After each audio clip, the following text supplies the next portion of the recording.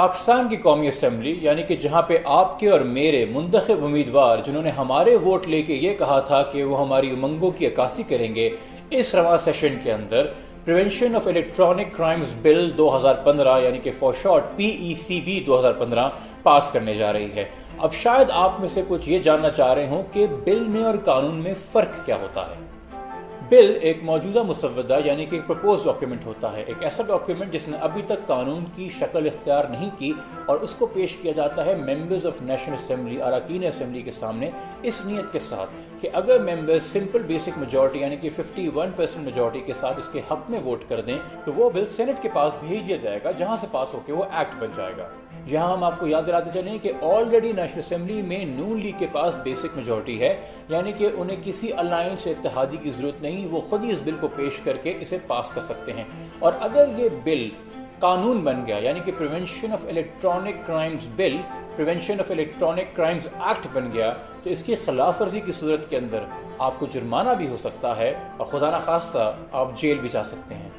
اب آپ جانتے ہیں کہ APS پشاور کے دردناک سانحے کے بعد نیشنل ایکشن پلان آیا تھا اور بہت زیادہ زور ڈالا گیا ملک کی سیکیورٹی انوائرمنٹ کو امپروو کرنے کے لیے، اور اس بات میں بھی کوئی شک و شبہ نہیں کہ ہماری زندگی بہت حد تک ڈیجیٹل ہو چکی ہے، یعنی کہ ہمارے دوستوں سے ملنا، ہماری اکنامکس، ہماری ایجوکیشن، مذہب پہ گفتگو کرنی ہو، سب کچھ آن لائن ہے۔ پر اسی پلیٹ فارم کا فائدہ اٹھاتے ہوئے بہت ساری کل عدم جماعتیں بھی اپنا پروپیگنڈا آن لائن کرتی ہیں، بہت ساری ریکروٹمنٹ بھی دہشت گرد جماعتوں کے لیے آن لائن ہوتی ہیں۔ تو اس ایٹماسفیئر میں ہاں ہماری سیکیورٹی، ہماری حفاظت بہت ضروری ہے آن لائن سپیس کے اندر، مگر سوچنے کی بات یہ ہے کہ کیا یہ قانون صرف اور صرف ہمیں تحفظ دے رہا ہے، یا اس آڑ کے اندر جو ہمارا سیکیورٹی پیرانویا کریٹ ہوا ہے اس کو ایکسپلوئٹ کرتے ہوئے ہماری عقل، سوچ، زبان، نظر کے اوپر تالے ڈال رہا ہے۔ Section number 9، glorification of an offence and hate speech. کسی جرم، مجرم یا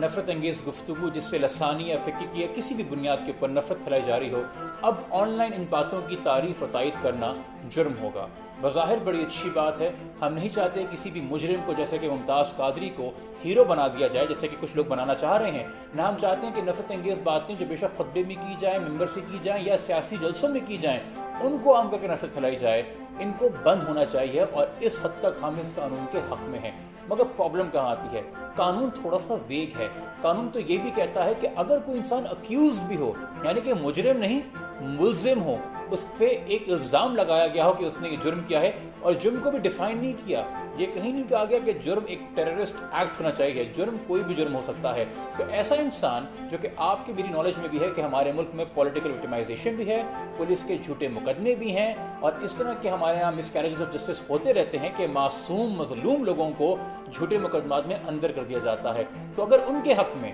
کوئی نعرے لگاتا ہے، ان کے حق میں کوئی تعریف کرتا ہے اور ان کے لیے کوئی اپیل کرتا ہے آن لائن، تو اس کو بھی جیل جانا پڑ سکتا ہے۔ صرف ایک دن کی بات نہیں ہو رہی ہے، 5 سال تک کی جیل لکھی گئی ہے، 10 لاکھ روپے تک کا جرمانہ گیا ہے۔ ذرا سوچئے تمام وہ لوگ جو سیاسی پارٹی سے تعلق رکھتے ہیں کہ ذوالفقار علی بھٹو سے لے کے عمران خان، الطاف حسین زرداری اور نواز شریف، سب کے اوپر مقدمے درج ہوئے ہیں، سب کسی نہ کسی معاملے میں اکیوز رہے ہیں، تو اگر ان کے حامی ان کے لیے آن لائن باتیں کریں گے تو کیا ہم کل جیل جائیں گے؟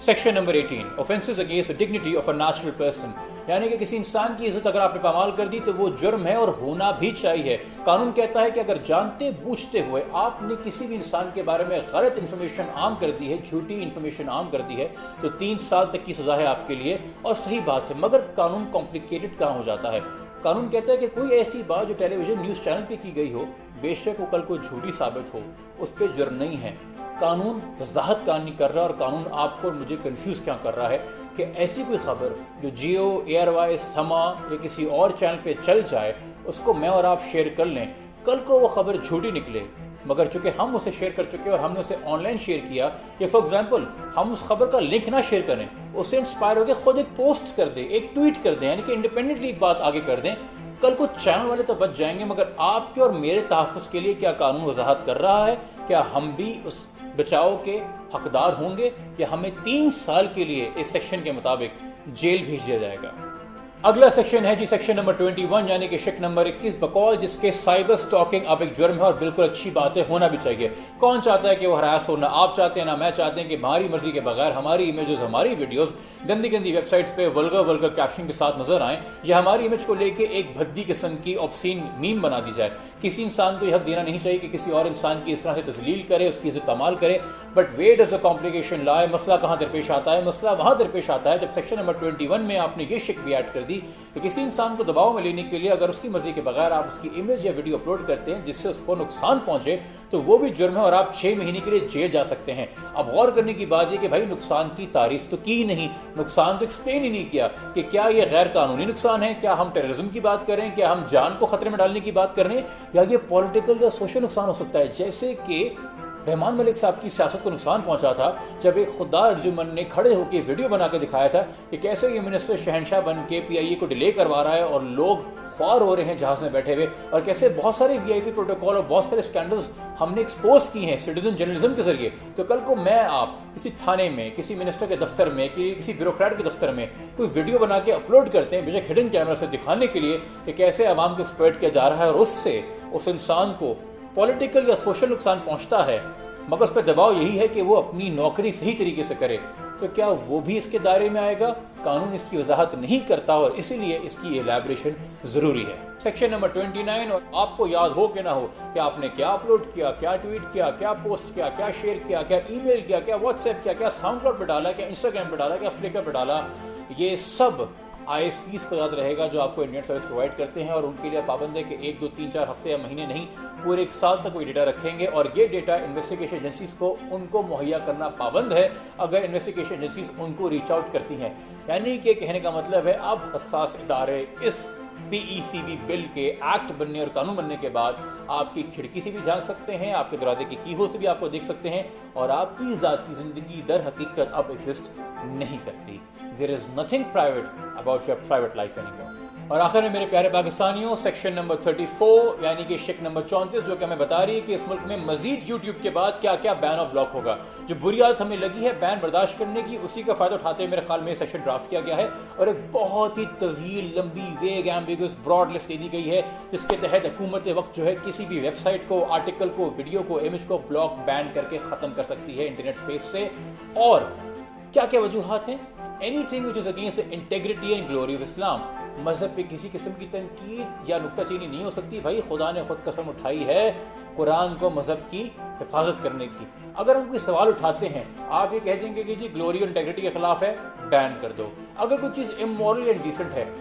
روایات بدل رہی ہیں، معاشرہ آگے جا رہا ہے، نئی چیزیں ایکسپلور ہو رہی ہیں، ہو سکتا ہے کوئی چیزیں آپ کو آپ کی موجودہ روایت کے حساب سے سمجھ میں نہ آئے، مگر چونکہ دنیا کا پہیہ آگے جا رہا ہے، اگر ہم کوئی بات کرتے ہیں جو آپ کو لگے انڈیسنٹ یا امورل، اور آپ ہوتے کون ہیں؟ آپ کیا کوئی خدائی فوجدار ہیں؟ تو آپ ہمیں بین کر دیں گے۔ اگر آپ کو کوئی بات لگے کہ ملک کی سیکیورٹی اور ڈیفنس کے خلاف ہے، کہ سیکیورٹی اور ڈیفنس کون ایکسپلین کرتا ہے؟ ہاں، اسلحہ اٹھا کے کوئی کھڑا ہو یا کوئی دہشت گرد قلعہ جماعت ہو سمجھ میں آتی ہے، مگر اگر کوئی بندہ ملٹری کی حکومت کی پالیسی سے ڈس ایگری کر رہا ہے تو اس کو بھی بین کیا جا سکتا ہے، یہ کہہ کے کہ this is against security and defence interest of Pakistan. اور آخر میں اگر آپ نے کوئی ایسی بات کر دی جو پاکستان کے تعلقات خراب کر دے کسی اور ملک کے ساتھ، فورن ریلیشنز یعنی کہ سعودی عربیہ، امریکہ، چائنا، آپ خلاف بات نہیں کر سکتے، نہیں لکھ سکتے، چونکہ اس کو بھی بین کر دیا جائے گا۔